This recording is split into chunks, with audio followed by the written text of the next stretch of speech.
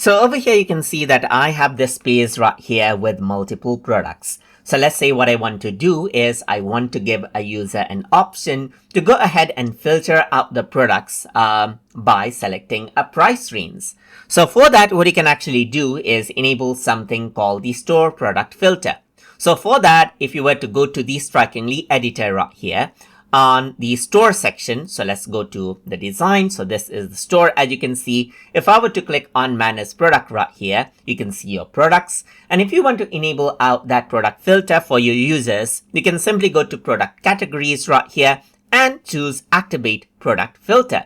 So here you can see like there is the filter product, which is as per the price. You can even add in product options right here. Enable whatever you see right here, and then they will get the product category right here just like this, which they can interact with.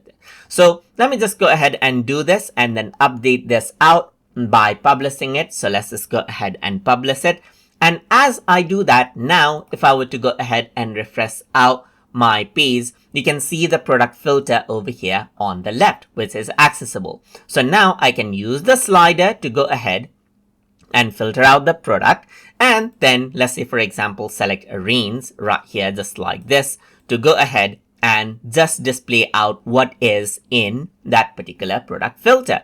You can see it's interactive, so you can reset right here and then choose it again right here just like this. So that is basically how you can go ahead and enable out store product filter inside of Strikingly.